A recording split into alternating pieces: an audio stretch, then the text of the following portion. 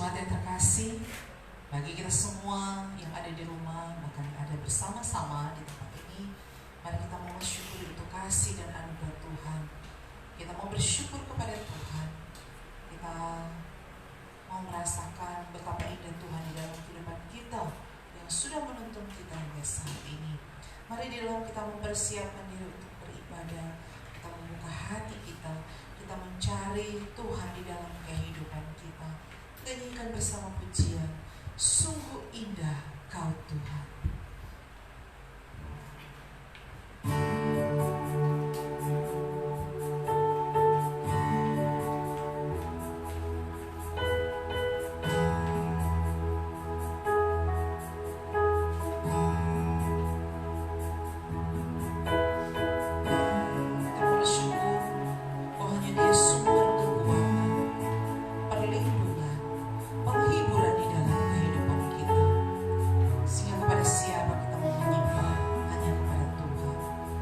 Cari wajah, temukan kasih. Cari wajah-Mu,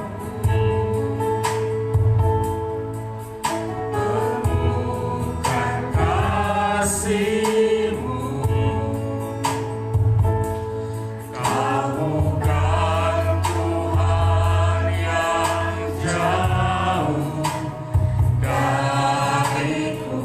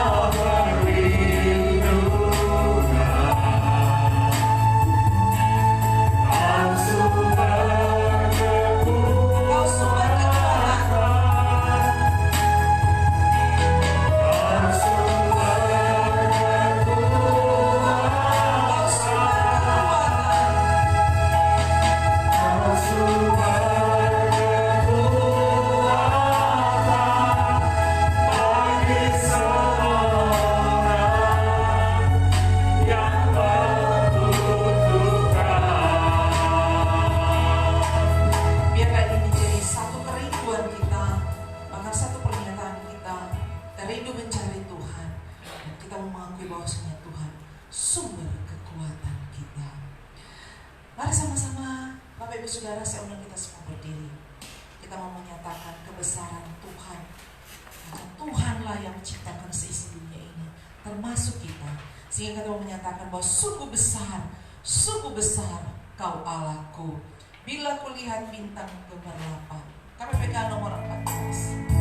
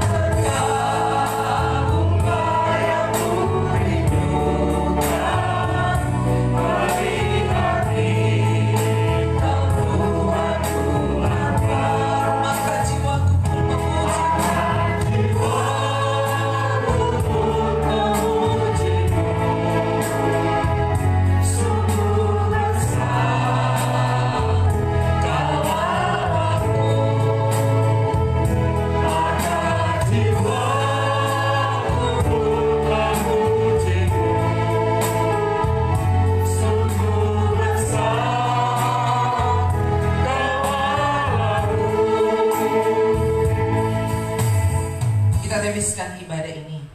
Pertolongan kepada kita adalah dalam nama Tuhan yang menjadikan langit dan bumi, yang tetap setia untuk selama-lamanya dan tidak meninggalkan perbuatan tangannya.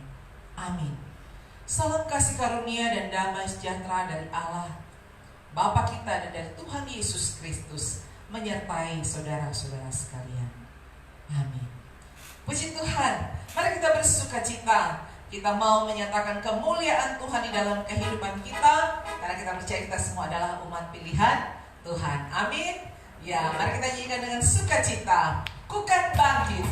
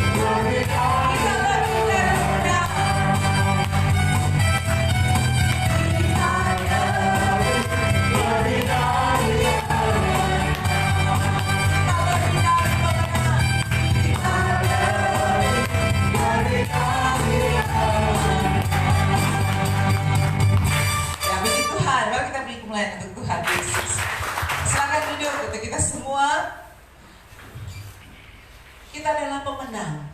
Kenapa? Bukan karena kita, bukan karena kekuatan kita, karena kita punya Tuhan Yesus yang sudah memenangkan kita dari kuasa maut, dari dosa yang terus membelenggu kehidupan kita. Kita tahu kita adalah manusia yang sangat-sangat rentan, begitu rentan untuk melakukan banyak hal, terlebih untuk melawan keinginan kita sendiri, sehingga seringkali kita berbuat dosa. Tapi Bapak Ibu Saudara, kita bersyukur kita punya Tuhan Yesus Kristus. Ada Roh Kudus yang berdiam di dalam hidup kita, mengingatkan kita semua bahwa Tuhan sudah berkarya dalam hidup kita. Tuhan sudah memberikan kita kemenangan dari kuasa maut, dari dosa. Sehingga ketika kita jatuh, ketika kita di dalam kelemahan, kita melakukan hal yang tidak berkenan kepada Tuhan, mari kita datang kepada-Nya, memohon pengampunan. Firman Tuhan berkata di dalam kitab 1 Yohanes, jika kita mengaku dosa kita, Ia adalah setia dan adil, sehingga Ia akan mengampuni segala dosa kita dan menyucikan kita dari segala kejahatan kita. Mari sama-sama kita mau memohon pengampunan Tuhan untuk setiap salah dosa kita. Di dalam kita merenungkan setiap apa yang kita lakukan, kita meminta Tuhan menyelidiki setiap hati kita. Selidiki aku, lihat hatiku.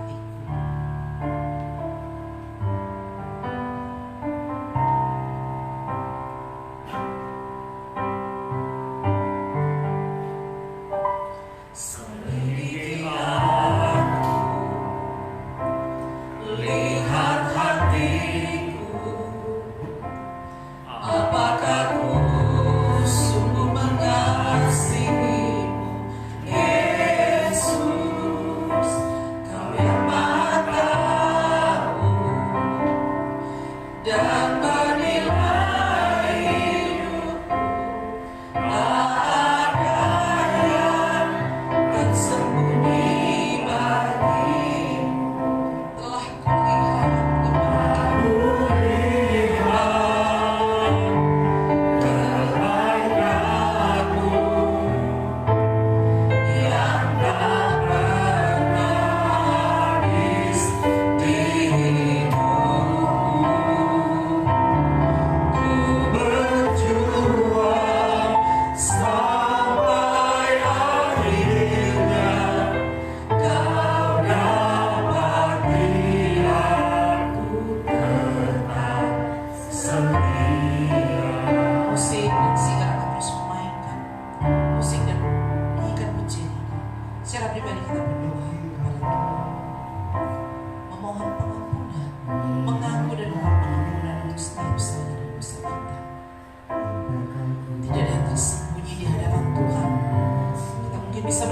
di hadapan manusia, tapi di hadapan Tuhan tidak ada yang tersembunyi.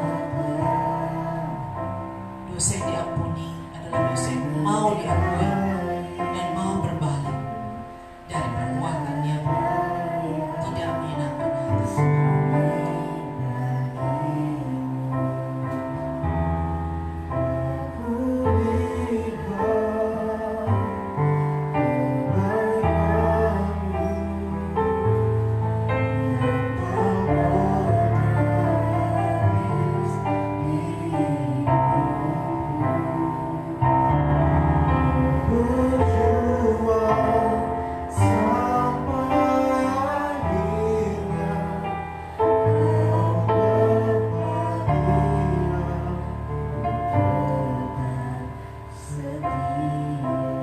Telah kulihat kebaikan, kebaikan-Mu yang tak berhabis di hidupku. Berjuang sampai akhirnya, Kau dapati aku tetap setia. Ya Tuhan, inilah setiap pengakuan kami Tuhan. Tuhan kiranya mendengarkan setiap pengakuan kami Tuhan Yesus. Ampunilah kami dan kasihanilah kami. Di dalam nama Tuhan Yesus kami memohon pengampunan atas setiap salah dan dosa kami. Amin. Kita bersyukur Tuhan Yesus sungguh baik. Dia adalah Tuhan yang maha pengampun di dalam kehidupan kita. Tapi juga pastinya Tuhan mau kita berbalik dari setiap salah dan dosa kita. Tidak lagi melakukan hal yang sama di dalam kehidupan kita. Karena Tuhan Yesus yang sudah membasuh, menyuci, kuduskan kita. Untuk itu mari kita berikan penghormatan kepada Dia. Dia yang sudah mati bagi kita. Dia sudah selamatkan hidup kita. Mari kita memberikan pujian, penghormatan hanya bagi Dia, Tuhan Juru Selamat kita. Kita ingat pujian bagi Dia. Dia Yesus telah mati bagi kita.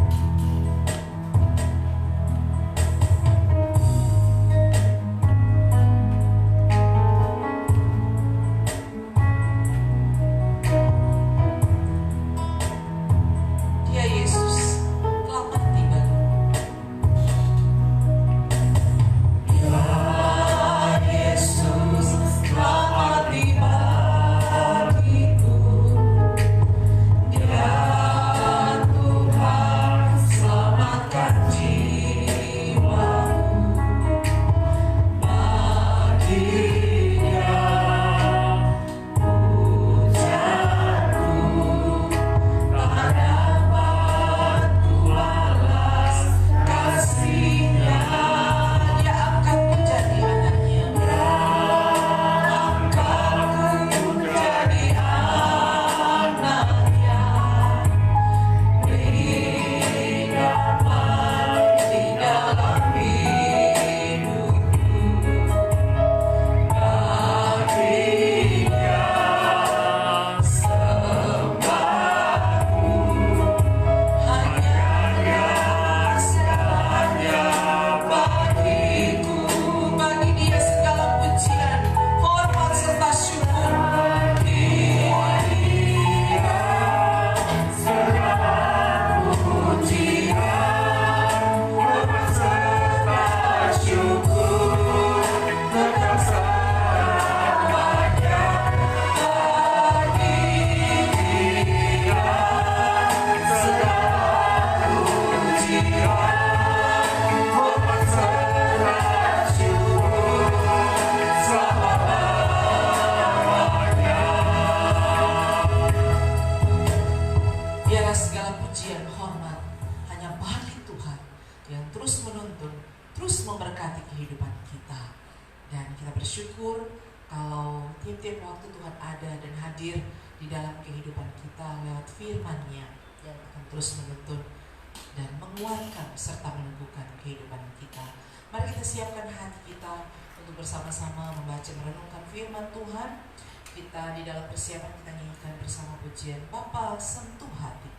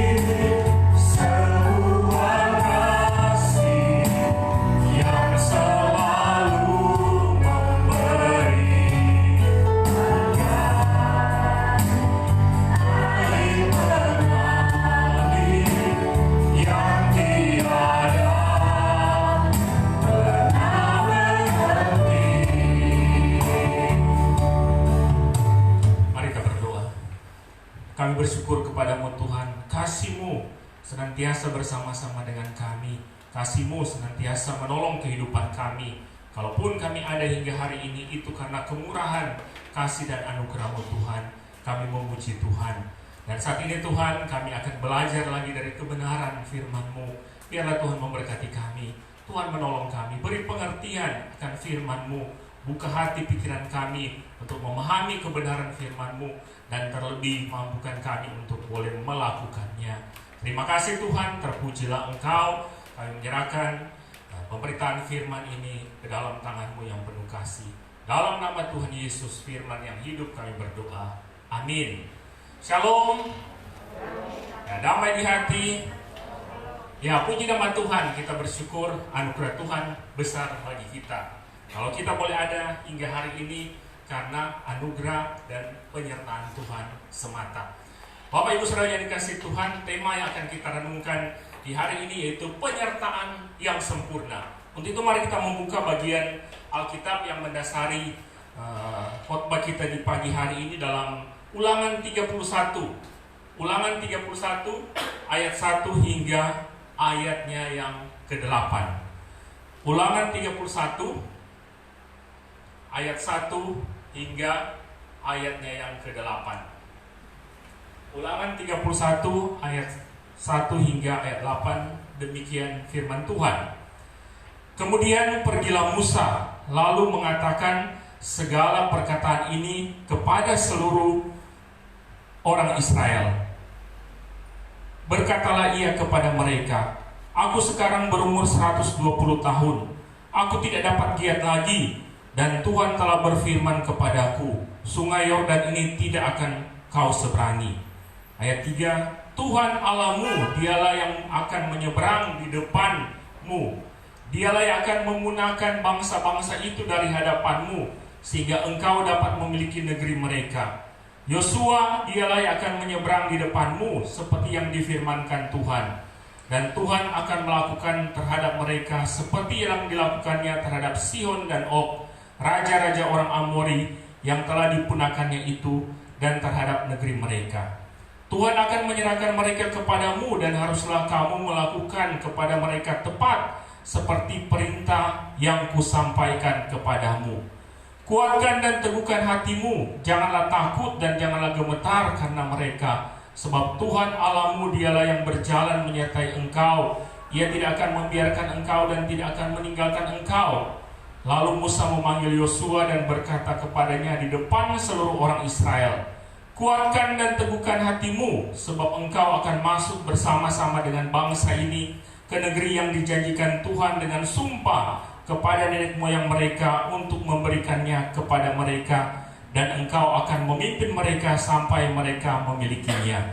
Ayat 8, sebab Tuhan dia sendiri akan berjalan di depanmu, dia sendiri akan menyertai engkau, dia tidak akan membiarkan engkau dan tidak akan meninggalkan engkau. Janganlah takut dan janganlah patah hati. Demikian bagian firman Tuhan. Nah, saudaraku yang dikasihi Tuhan, kalaupun kami boleh ada hingga hari ini, itu karena ada yang menyertai kami. Ya, saya merenungkan kasih dan penyertaan Tuhan di saat meresponi panggilan Tuhan pertama kali. Pada waktu saya bekerja di Jepang, kemudian Tuhan memanggil saya untuk boleh memberi diri melayani Tuhan. Saya ingat itu sekitar tahun 2000. Tahun 2000. Saya berkomitmen, Tuhan kalau saya bisa kembali dengan cara baik-baik ke Indonesia, maka saya akan masuk sekolah teologi dan mempersiapkan diri melayani Tuhan. Dan memang luar biasa, Tuhan mengatur begitu luar biasa. Ada satu waktu, saya pikir kami sudah akan pulang, karena waktu itu pergi ke Jepang, tidak ada visa turis, kemudian tinggal. Ada banyak orang Indonesia di sana pada waktu itu, tinggal dan bekerja di sana. Ada satu waktu di mana kami satu mobil bermasalah dengan Yakuza. Kemudian kami lari dengan mobil, ternyata mereka ketemu. Saya ada di mobil tersebut. Tapi luar biasa, bisa meloloskan diri. Dan sebab kalau waktu itu ketangkap, pasti akan dipulangkan.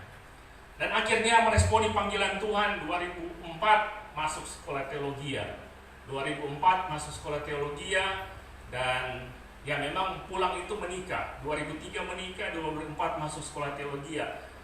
Masuk sekolah teologi juga bukan hal yang gampang. Karena apa? Mengharapkan belas kasih Tuhan. Ya kan, karena ini sumber keluarga. Abel itu waktu itu sudah lahir, sudah 2 minggu baru saya pergi. Ya, penghasilan tidak ada. Memang ada sedikit tabungan, tapi tidak mencukupi. Tapi anugerah Tuhan besar. Penyertaan yang sempurna itu menjadi bagian kami.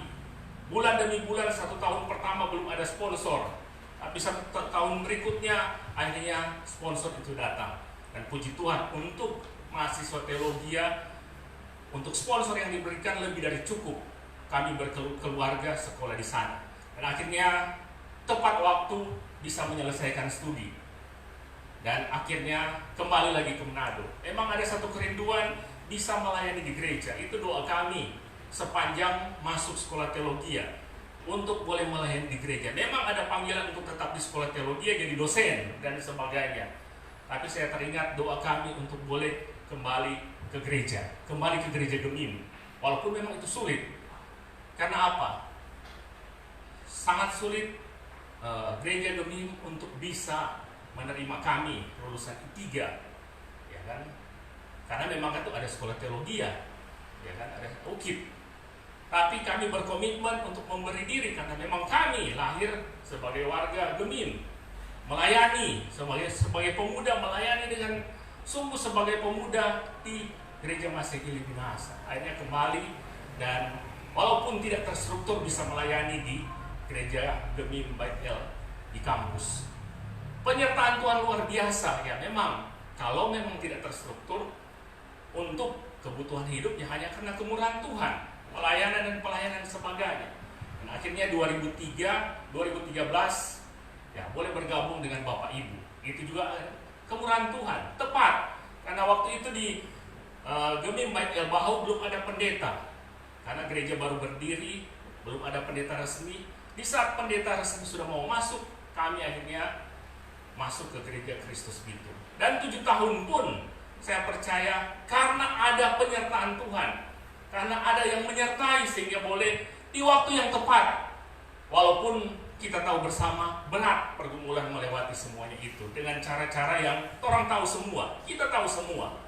Tapi luar biasa ada yang menyertai, ada yang memberikan penyertaan, dan gereja ini boleh ada relatif begitu cepat tempat dan juga orang-orang yang boleh beribadah bersama. Karena ada yang memberikan penyertaan yang sempurna di dalam kehidupan kita sebagai umat manusia. Memang ada orang yang berpikir mungkin ini yang bisa memberikan penyertaan yang sempurna bagi kita. Ya kan? Banyak uang yang memang kita butuh. Tapi bukan inilah yang memberikan. Atau mungkin ini ada teman-teman yang bisa mungkin memberikan penyertaan, tapi ini pun terbatas. Atau mungkin ini, ya kan, pihak keamanan yang bisa memberikan pernyataan sempurna, ini pun bisa terbatas. Atau yang lebih besar lagi ini, bisa memberikan pernyataan sempurna, tapi ini pun terbatas. Nah, bagian pembacaan kita tadi menjelaskan siapa sesungguhnya yang orang juga sudah tahu, yang bisa memberikan penyertaan yang sempurna di dalam kehidupan. Kalau kita melihat 2 ayat ini jelas. Musa mengatakan dalam bagian ini firman Tuhan di ayat 3, Tuhan Allahmu. Kemudian di ayat 6 juga bagian B, Tuhan Allahmu yang akan memberikan penyertaan, akan menyertai saya dan saudara. Seperti waktu Musa disertai oleh Tuhan, dia mengatakan Tuhan Allah.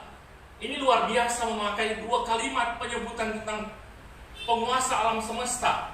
Mau menekankan apa? Kalau Tuhan, ini yang memberikan penyertaan sempurna. Kalau Tuhan, seringkali orang baca di Alkitab ada Yahweh, ya kan? Ada istilah Yahweh atau Yehova.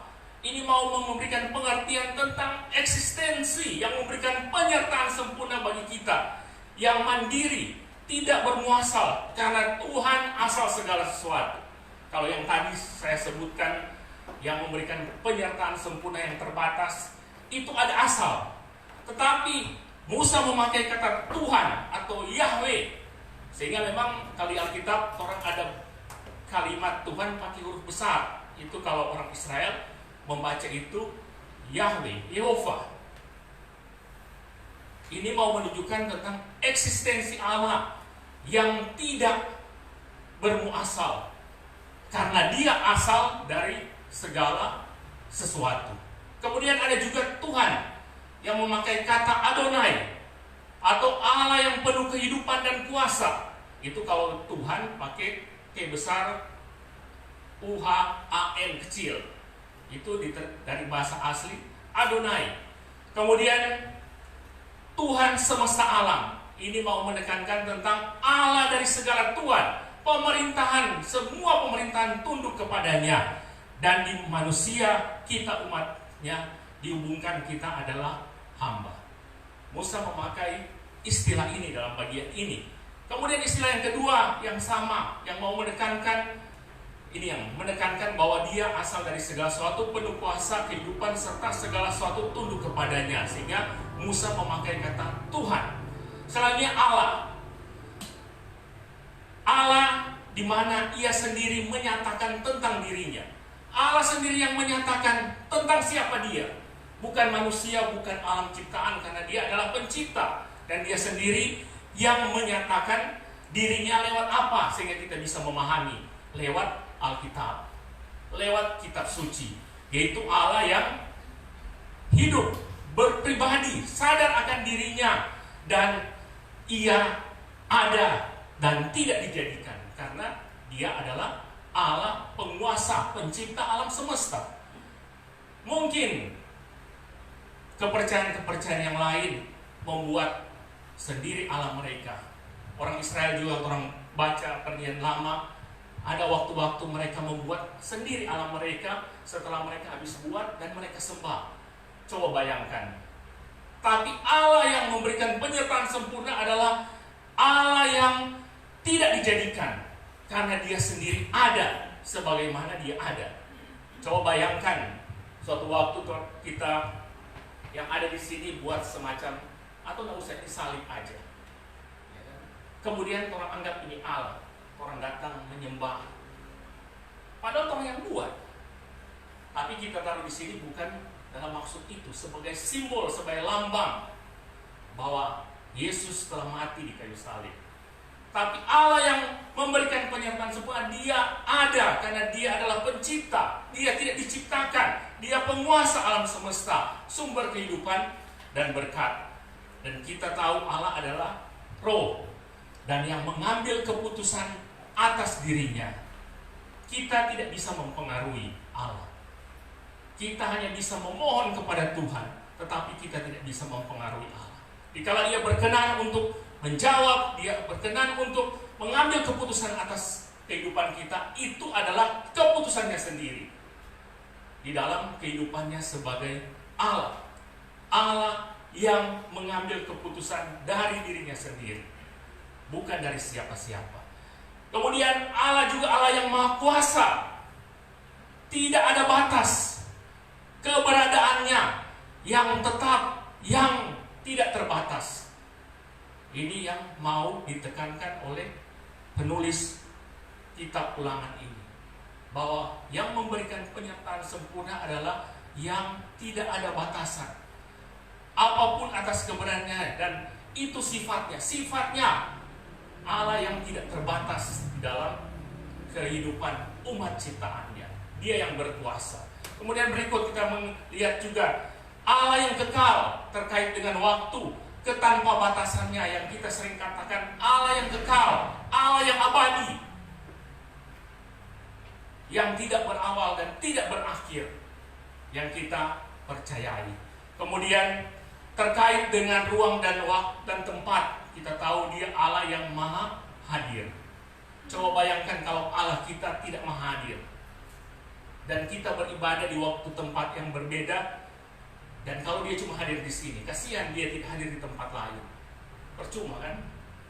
Tapi kita bersyukur menyangkut ruang dan tempat, Allah maha hadir, ada di tempat sini, ada di tempat sebelah, ada di mana-mana. Itulah kemahakuasaan Allah atas alam semesta. Kemudian termasuk terkait dengan semesta alam, Dia adalah Allah yang transenden dan imanen. Mungkin ini sering kurang dengar. Allah yang transenden yaitu Allah yang keterlepasannya dari seluruh ciptaannya. Ciptaannya tidak bisa mempengaruhi Dia. Sebagai pribadi Ia berdaulat dan bebas bertindak sendiri, dan yang ada hadir sendiri. Tidak dipengaruhi karena Dia adalah pencipta, Dia adalah Allah yang maha kuasa. Dia hadir di sini, Dia hadir di sana, Dia ada di mana-mana dengan kehendaknya sendiri, tidak dipengaruhi oleh ciptaannya. Sehingga mungkin kadang-kala kita berpikir, Tuhan tak boleh, Tuhan hadir ke si A, si B. Tapi itu haknya, keputusannya sendiri untuk berada di mana saja yang dikehendaki oleh Dia sendiri. Itu Allah yang transenden. Kemudian Allah yang imanen, di mana kehadiran dan kuasanya yang senantiasa berlaku atas ciptaannya. Di satu pihak Allah itu transenden, Allah yang punya kedaulatan, bebas sesuai dengan kehendaknya, tidak dipengaruhi oleh ciptaannya.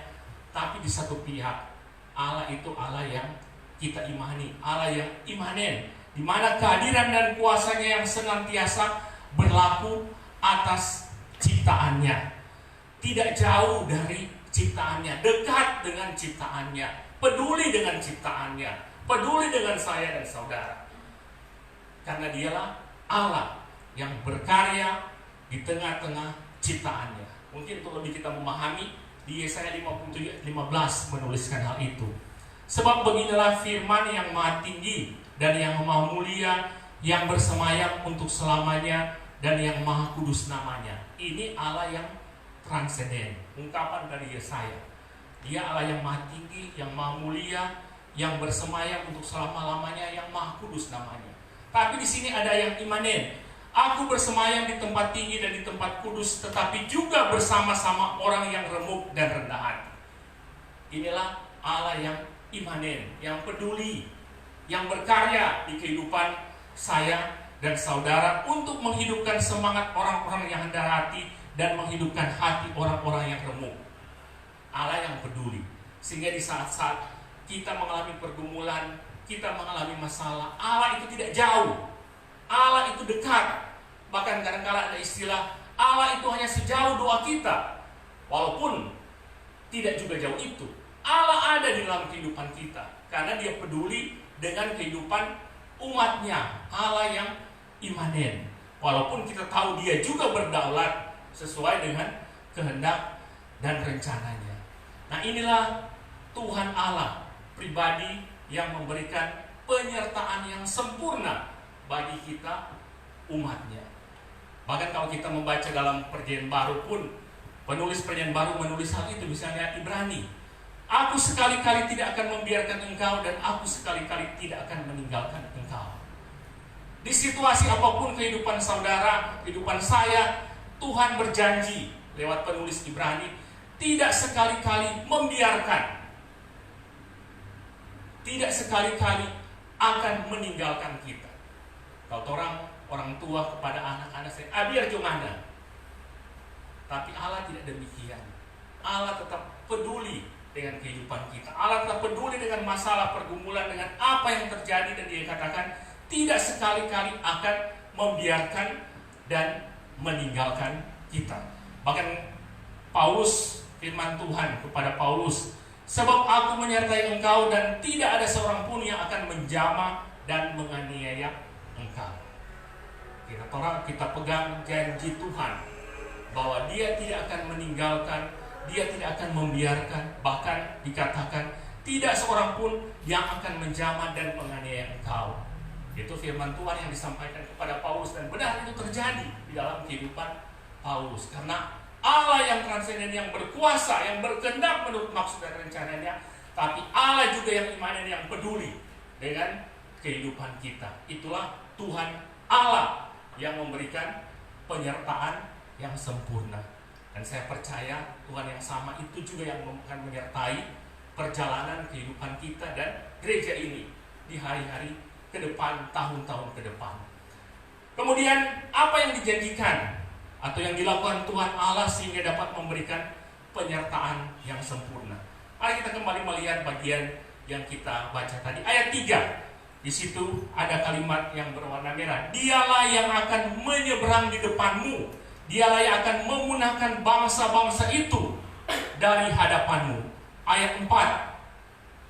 Dan Tuhan yang melakukan terhadap mereka seperti yang dilakukannya terhadap Sihon dan Og, raja-raja orang Amori yang telah dipunahkannya itu, dan terhadap negeri mereka. Ayat 5. Tuhan akan menyerahkan mereka kepadamu. Ini jelas apa?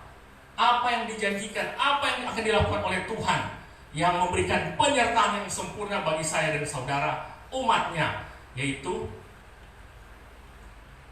mengalahkan musuh-musuh kita, mengalahkan segala pergumulan-pergumulan kita. Kita bisa menyebutkan apa yang menjadi musuh di dalam kehidupan kita saat ini. Dosa pasti itu musuh terbesar. Tapi dikala kita datang kepada Tuhan, menyerahkan itu kepada Tuhan, Tuhan akan sanggup mengalahkan. Bukan kita, bukan saya, tetapi Tuhanlah yang akan sanggup mengalahkannya.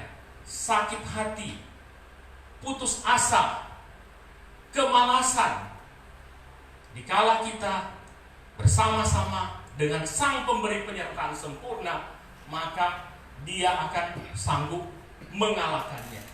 Seperti di bagian tadi, raja orang Amori, raja Sion, raja Og, yang seharusnya tidak mungkin umat Israel bisa mengalahkan mereka, karena mereka bukan orang-orang yang terlatih untuk dalam peperangan, tetapi karena Allah yang menyertai, sehingga umat Israel bisa mengalahkan. Dan saya percaya yang menjadi musuh-musuh bukan secara fisik, yang ada karena memang kita secara fisik tidak ada musuh saat ini, tetapi pergumulan-pergumulan, tantangan-tantangan kehidupan, dosa yang ada pada kita, dikala kita bersama dengan Sang Pemberi penyertaan sempurna, maka saya percaya Dia akan sanggup mengalahkannya.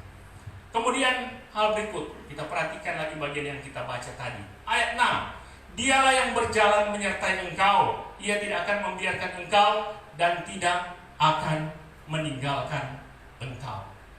Apa yang dijanjikan, apa yang akan dilakukan oleh Sang Pemberi penyertaan sempurna bagi kita, yaitu Dia akan berjalan menyertai engkau.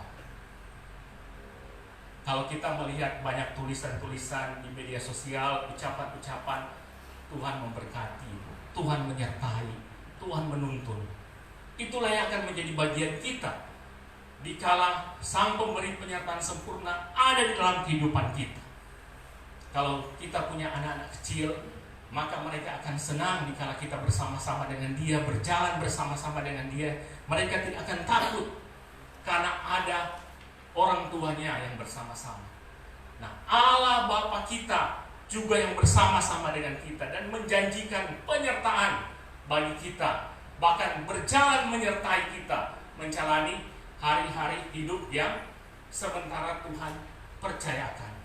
Di tengah-tengah pergumulan dunia saat ini pun kita yakin Tuhan senantiasa bersama-sama menyertai kita. Di sini jelas berjalan menyertai engkau.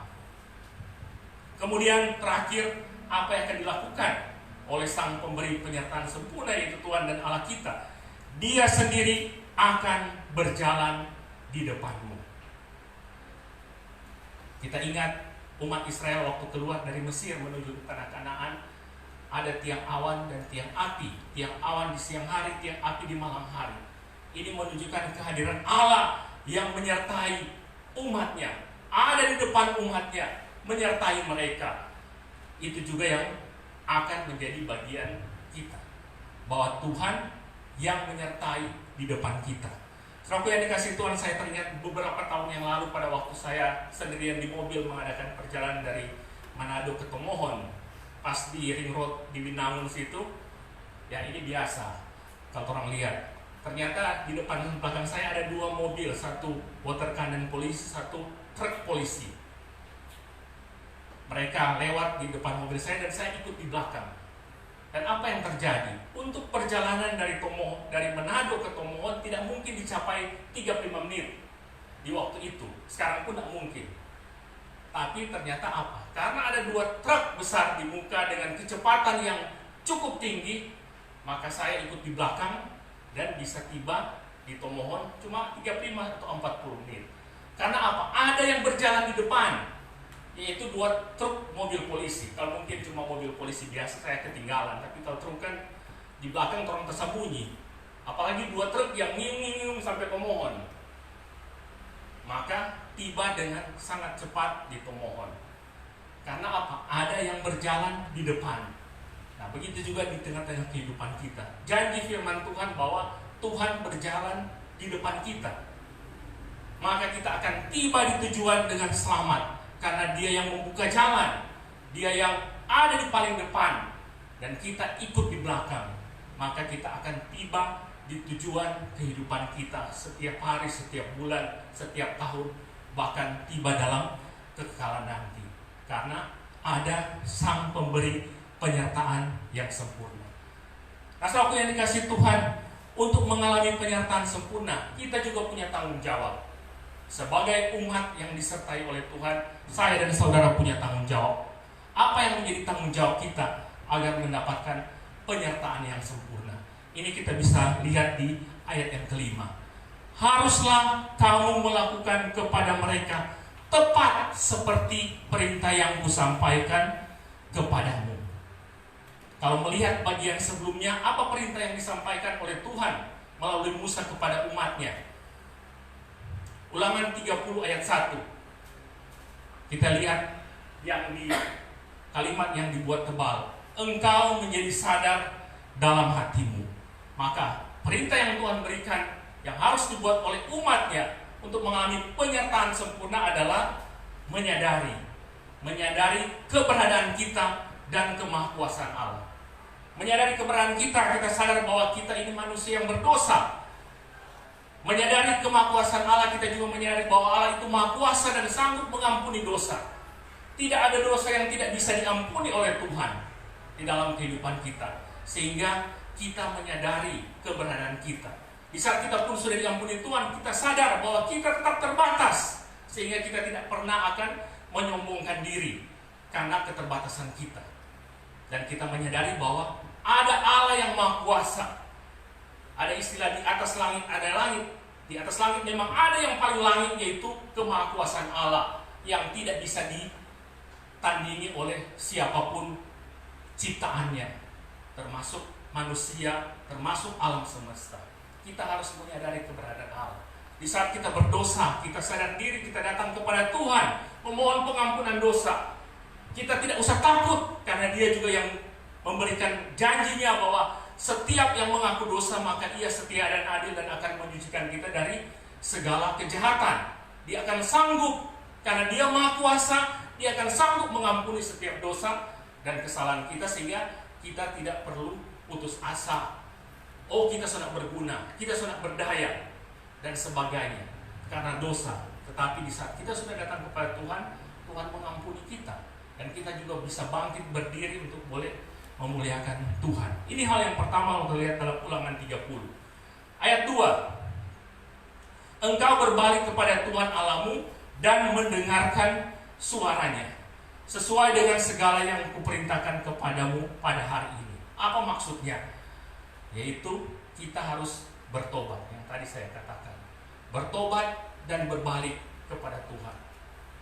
Karena kita sadar kita manusia berdosa, kita perlu bertobat kepada Tuhan. Apalagi Ulangan 30, ini agak panjang. Ayat 8, ayat 10, ayat 16, ayat 19b. Tapi kesimpulannya adalah belajar untuk mendengar suara Tuhan. Ini yang harus kita lakukan untuk mendapatkan penyertaan yang sempurna.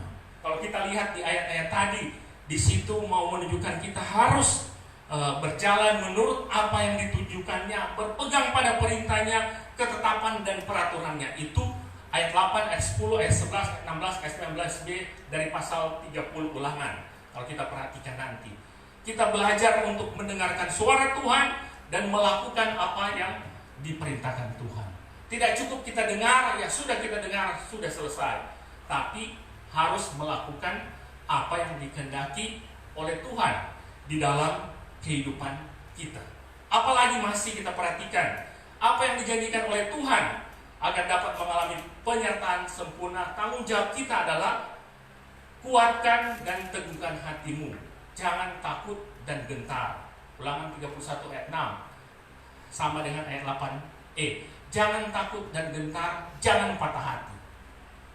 Teguh hati, kuatkan dan teguhkan hatimu diartikan teguh hati dan berani, yakin dan berani dalam kita menjalani kehidupan ini. Jangan ragu-ragu. Kalau orang tahu bahwa ada Tuhan yang menyertai di kehidupan keluarga kita, di kehidupan pekerjaan kita, di kehidupan kita pribadi, di aktivitas kita, jangan orang ragu-ragu untuk melangkah. Karena kalau ragu-ragu, kita mungkin tidak akan pernah melangkahkan satu langkah sekalipun. Saya teringat waktu mengawali lagi gereja ini, ditanyakan oleh seorang, betul-betul siap untuk menghadirkan gereja ini. Bukan saya menghadir, Tuhan yang menghadirkan, tapi siap melayani. Ya, kami mengatakan kalau gereja ini berdiri, cuman satu orang pun kami tidak akan mundur untuk melangkah. Karena apa? Di saat gereja ini ada, walaupun jemaat cuma satu orang, gereja ini harus tetap berjalan. Ya, itu yang saya katakan. Karena perlu juga keyakinan yang lain. Jangan-jangan setelah gereja ini berdiri, tahun depan kami pindah ke tempat lain. Waktu mengambil keputusan untuk ada di ini, kami juga bergumul. Pasti kami selama-lamanya, amin, ada di Bitung ini. Ya kan? Harus ada di gereja ini. Dalam kehidupan, untuk boleh bersama-sama dengan jemaat. Tidak mungkin lagi untuk pindah ke tempat lain. Kecuali memang Tuhan memerintahkan dengan keras harus pergi, maka kami akan pergi. Tapi yang ada di pikiran kami akan tetap ada di sini. Walaupun cuma satu orang anggota jemaat. Tapi puji Tuhan, lebih dari satu orang yang ada saat ini. Sehingga bagian ini dikatakan, kuatkan dan teguhkan hatimu. Jangan takut, jangan gemetar. Teguh hati dan berani, yakin dan berani. Kalau Tuhan yang sudah menyertai kita, yakinlah dalam kita melangkah. Kita ingat Yosua pada waktu ia melangkahkan kaki di Sungai Yordan. Saya percaya Yosua pun takut. Ya kalau mungkin orang lihat saat ini, ya saya belum pernah ke sana. Saya berharap orang ini ada di sini boleh menyiapkan ada berkat, orang bisa tabung, orang bisa lihat sama-sama ke sana. Pasti lebih besar, lebih lebar. Yosua pun pasti gemetar dan takut untuk boleh melangkah di Sungai Yordan. Tapi apa yang terjadi? Langkah pertama Yosua pada akhirnya membuat sungai itu terbelah. Kalau tidak ada langkah pertama, pasti tidak akan ada langkah kedua, ketiga, dan keempat, dan seterusnya. Dan boleh melihat kuasa Tuhan benar-benar jadi. Kemudian di sini, jangan takut, jangan patah hati, jangan takut. Seringkali orang dengar apa yang dikatakan oleh para hamba Tuhan, bahwa dalam Alkitab ada 365 kata jangan takut.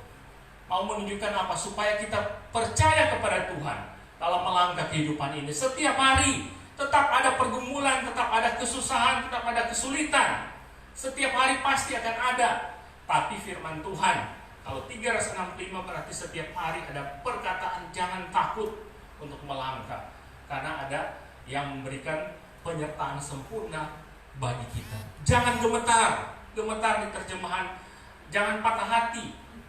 Di terjemahan lain mengatakan jangan gemetar, jangan terkejut, jangan cemas.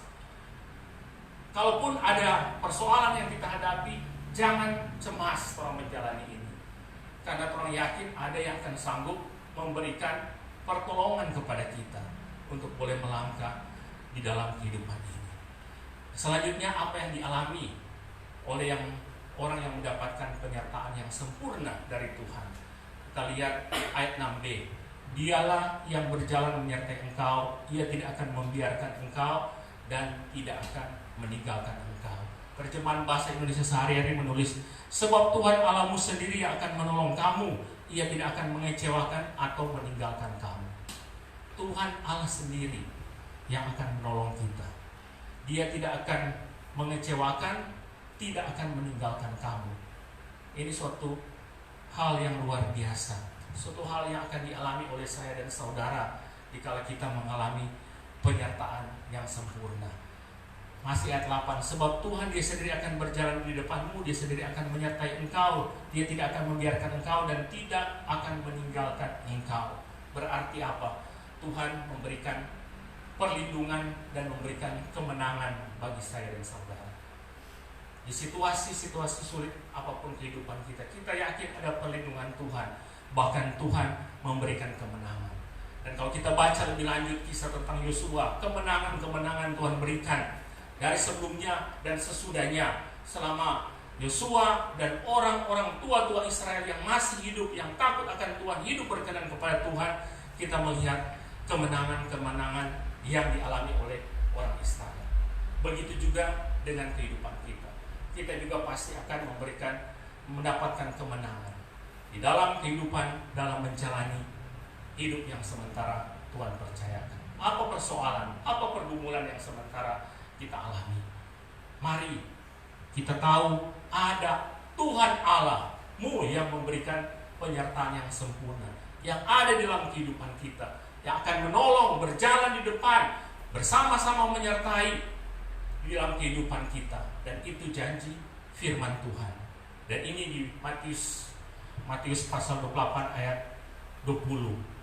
Aku menyertai kamu senantiasa sampai kepada akhir zaman. Tuhan menyertai saya dan saudara di kehidupan sampai akhir hidup kita. Tidak akan pernah meninggalkan kita, senantiasa. Berarti selalu menyertai kehidupan kita. Menutup bagian khotbah ini, mari kita mengarahkan kita menyanyi satu pujian, penyertaan-Mu yang sempurna, arti kehadiran-Mu, sebelum kita berdoa kepada Tuhan. Jalan-Mu tak terselami oleh setiap hati kami.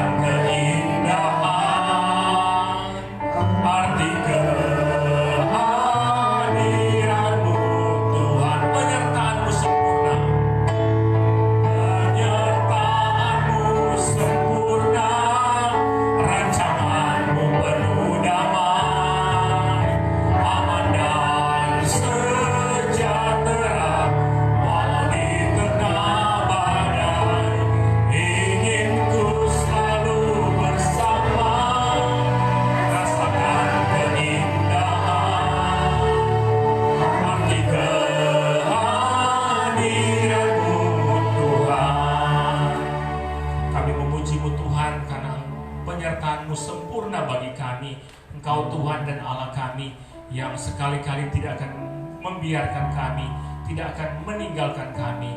Terpujilah Engkau, aman dan sejahtera dikala kami ada dalam penyertaan-Mu. Terima kasih untuk bagian firman-Mu yang sudah boleh kami baca, kami renungkan. Biarlah kami boleh terus meyakini di dalam hidup yang Tuhan percayakan hari ini, hari-hari ke depan, walaupun di tengah-tengah situasi dunia yang terus berubah, terlebih dengan pandemi virus corona, kami meyakini bahwa penyertaan Tuhan sempurna bagi kami.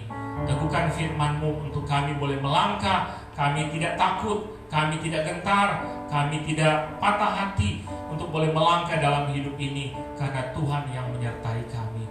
Terpujilah Tuhan, dalam nama Tuhan Yesus firman yang hidup kami berdoa.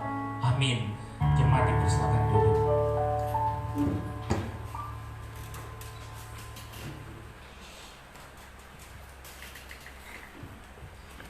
Jemaat kasih Tuhan, terpujilah Tuhan untuk firman-Nya. Biarlah kita terus percaya dan punya keyakinan bahwa di dalam perjalanan hidup kita ada Tuhan, sehingga iman kita tetap kokoh, bahkan semakin bertambah kuat di dalam Tuhan. Untuk itu mari semua kita dengan semua umat percaya yang ada di seluruh dunia, kita mengakui iman percaya kita kepada Tuhan. Saya jemput kita semua berdiri. Mari kita nyatakan pengakuan iman kita menurut pengakuan iman rasuli. Demikian. Aku percaya kepada Allah Bapa yang Maha Kuasa, Khalik langit dan bumi, dan kepada Yesus Kristus anaknya yang tunggal Tuhan kita, yang dikandung daripada Roh Kudus, lahir dari anak darah Maria, yang menderita sengsara di bawah pemerintahan Pontius Pilatus, disalibkan, mati dan dikuburkan, turun ke dalam kerajaan maut. Pada hari yang ketiga bangkit pula dari antara orang mati, naik ke surga, duduk di sebelah kanan Allah Bapa yang Maha Kuasa, dan dari sana Ia akan datang untuk menghakimi orang yang hidup dan yang mati. Aku percaya kepada Roh Kudus, gereja yang kudus dan am, persekutuan orang kudus, pengampunan dosa, kebangkitan tubuh dan hidup yang kekal. Amin. Silakan duduk. Marilah kita mempersembahkan persembahan kita kepada Tuhan, bagi gerejanya. Sambil kita memberikan persembahan, kita nyanyikan bersama pujian Sungguh Bangga.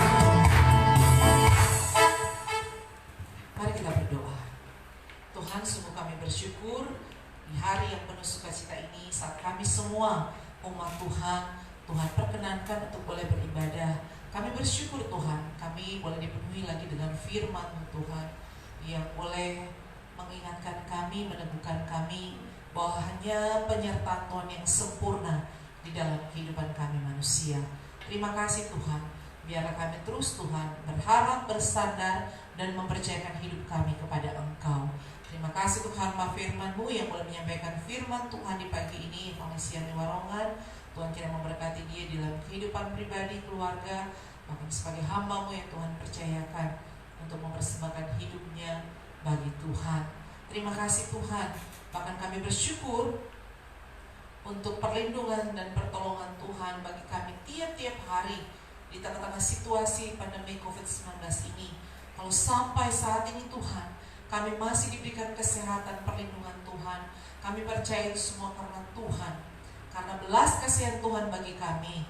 Untuk itu Tuhan, kami terus berharap dan terus mempercayakan hidup kami. Biarlah Tuhan terus melindungi kami, umat-Mu, melindungi gereja-Mu ini Tuhan.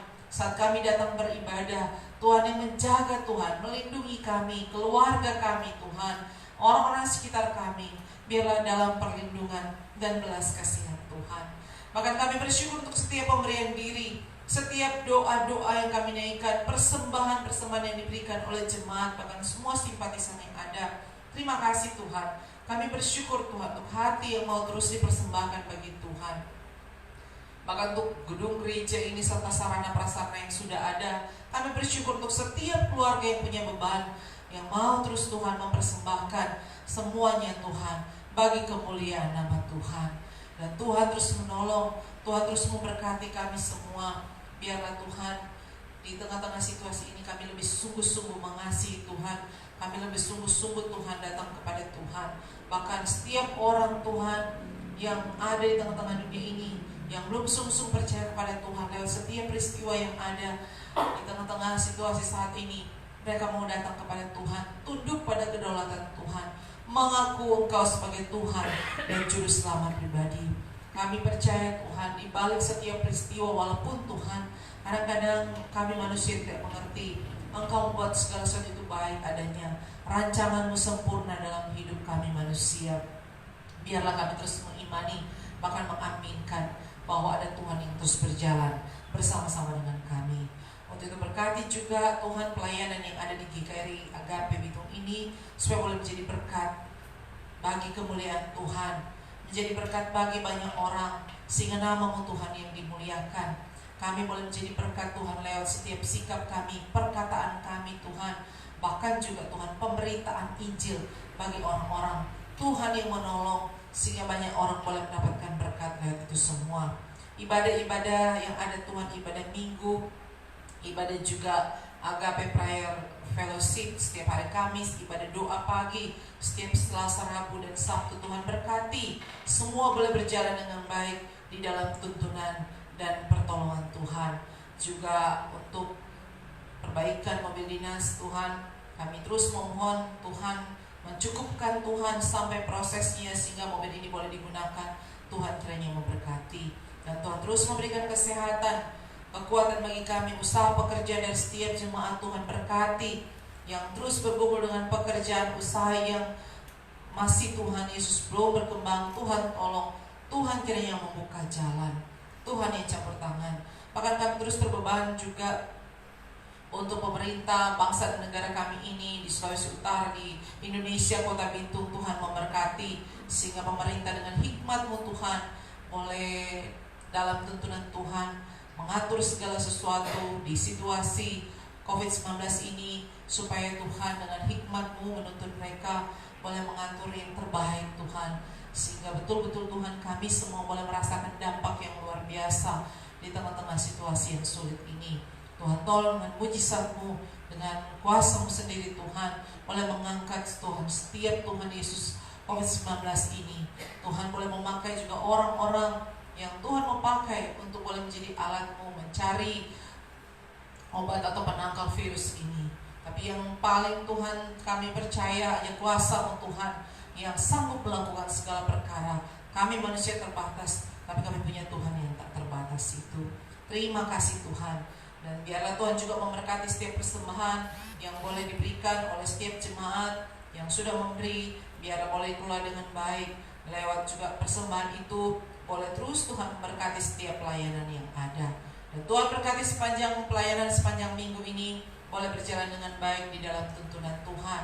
Yang bersyukur dengan ulang tahun sepanjang minggu ini, Tuhan terus memberkati. Terima kasih Tuhan. Ini doa syukur dan permohonan kami. Di dalam nama Yesus Kristus kami berdoa. Amin. Kita akan menutup rangkaian ibadah kita di hari ini. Saya jemput kita semua untuk berdiri. Mari sama-sama kita pujikan doksologi. Doa dan berkat akan disampaikan oleh Evangelis Yani Waromi. Lord.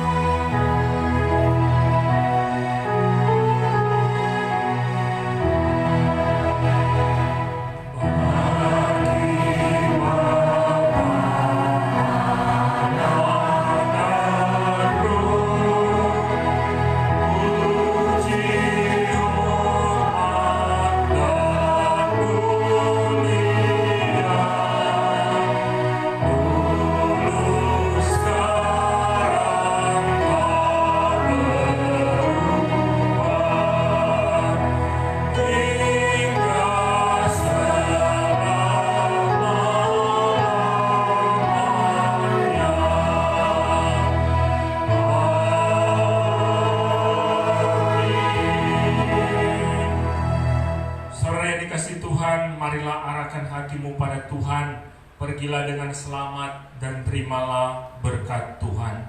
Tuhan memberkati dan melindungi saudara-saudara. Tuhan menyinari dengan wajah-Nya dan memberi saudara-saudara kasih karunia. Tuhan menghadapkan wajah-Nya kepada saudara-saudara dan memberi saudara-saudara damai sejahtera sekarang ini sampai selama-lamanya. Amin.